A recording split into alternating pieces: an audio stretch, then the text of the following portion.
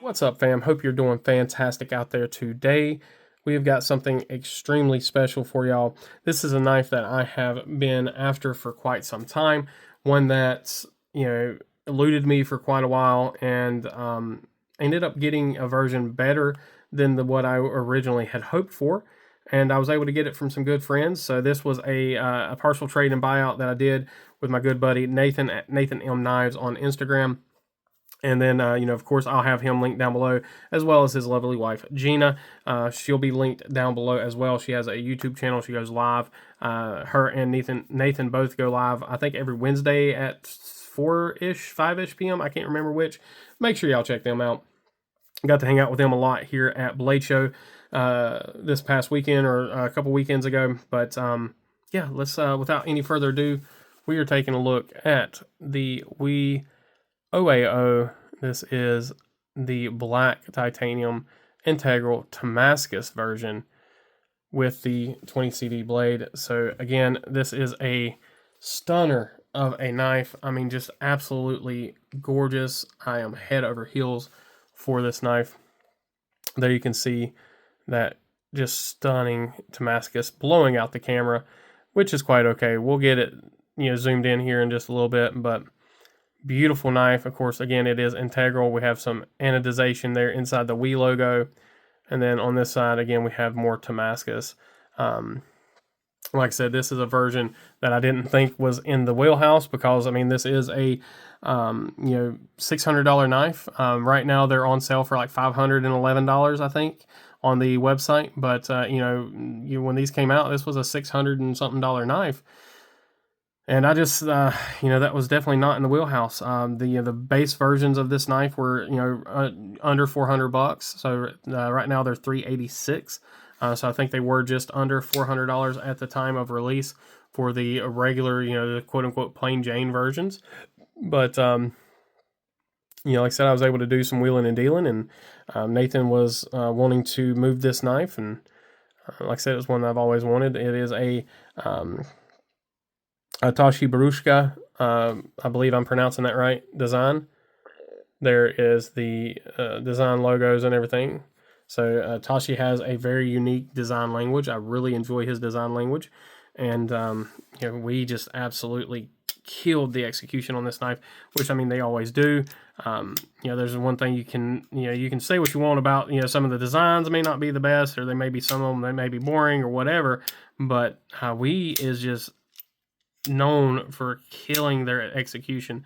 The way they make the knives are just second to none. They do an absolute phenomenal job, and this knife is no different. Some specs on this thing. So you're looking at 3.4 inches on your blade length, 7.86 inches overall, and then 4.69 ounces. Really, really cool thing. And then again, there are 20 CV. They run the 20 CV at 58 to 60. And again, price point on these things run anywhere between 386 and 511 at the time of filming. Again, your mileage may vary depending on what time or when you see this knife. It is a reversible pocket clip knife. They do give you the left-handed pocket clip in the box. Yeah, let's go ahead and jump into close-ups on this thing. See if we can't stop blowing out this camera. Hopefully you guys aren't hating me right now. But again, just insane. It's almost holographic. I mean, it really is. The way this just catches the light, and I mean, it's just absolutely gorgeous. Seamless inlay here. So it is a almost no hardware knife. So you have the screw that goes through on this side, and then you have the screw there. That's what holds your inlay in. So you remove that screw, and then you can slide this out, and that gives you access to your pivots. Pocket clip, again, you just unscrew that, and that slides out. That inlay slides out. Really interesting design. There you have the WE logo, black washed titanium. Beautiful integral. Nice flipper. No jimping on the flipper. It's not really needed. I think it would kind of take away from the overall design aesthetic here. Pocket clip is really cool. Works very well. No issues there. I have carried the knife. Do have some lanyard love there. Beautiful DLC blade. So you have the satin underneath the DLC there. And then you have a stonewash DLC here. Really, really nice job there. No branding on that side, and then you just have the Tashibaruka. I don't remember how to pronounce it. Again, I apologize. I doubt you're watching, but you know, if you are, I apologize for mispronouncing your name.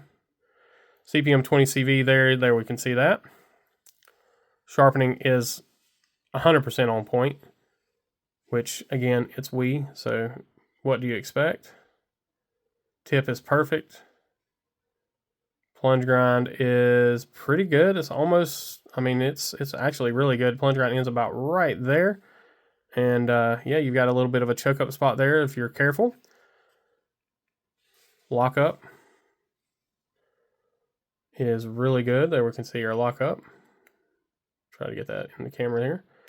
And then so you have a kind of like an inset frame lock here because you have those overlays. So it is all titanium. You have a steel lock bar insert there.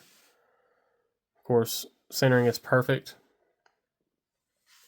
So yeah, a really, really gorgeous knife. It really has no real issues with it, quite honestly.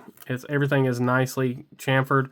No contouring, so it is slab-sided, but everything, even the edge, or excuse me, even the back of the knife, it's not crowned per se, but it's chamfered really nicely rounded, but not quite crowned. You have a couple of different choices for choking up. You can either get up right there on the flipper, because the flipper isn't pokey, so you can get right up on that flipper and actually have a really nice grip, or you can kind of come up and choke up here, but you just got to be careful not to roll it onto the edge. But the actual, you know, the regular grip on this thing is phenomenal. It's right there in that, you know, that sweet spot for what I look for in a knife. It's just over, you know, 7 3/4, which is 7 3/4, 7.5, 7 3/4 is kind of my sweet spot, like the perfect knife size. That's where my knife design lands. It's right at 7 3/4, which is again that perfect spot for me. This is just a little bit above that, so again, no issues there. Can't feel the pocket clip. Everything feels great there. Again, action is just sweet. Sometimes I do fail that lock or fail that flip if I'm not just following through with it. I get a little lazy sometimes, but as long as you follow through with that flipper, it just comes out of there without any issues. This knife is as I got it from Nathan, so I haven't played with it at all. I haven't cleaned it or anything like that, so I'm sure he didn't really play with it at all. This is one of those knives he didn't carry much, so as with any of the knives he gets rid of, if it doesn't, you know, he doesn't carry it or whatever, it moves on. He's kind of like me. So this one, I assume he didn't play with it much. I'm probably going to go in and you know, put skits in it and clean up the action a little bit and probably get that to where it is 100%.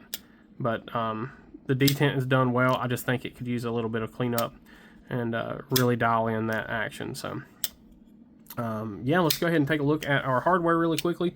Should be fairly quick. T8 hardware there. Got just a little bit of wiggle on that screw. And this one's a T6 for whatever reason. No wiggle on that, so just a little bit of wiggle on the T8 for the pocket clip and absolutely nothing on the T6 for the other side. Now let's go ahead and get into our size comparisons. I'm going to put it right there because if I move it up, I get into that light and I think that'll blind you guys. So we will just leave it right there and do our size comparisons. So coming in, again, we have the Militao. It's going to be hard to line up pivot that isn't there, so we were just going to line it up butt to butt. Pretty much the same size as the Militao. And then definitely bigger than the Drop Bear. And then, of course, it is going to be bigger than the Pyrite as well. There we go. There y'all can see that. And then we will start with the, let's see here.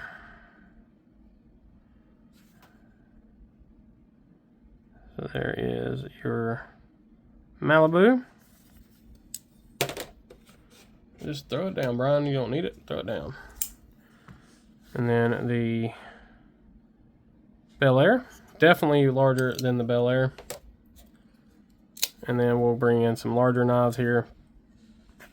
We have the PM2.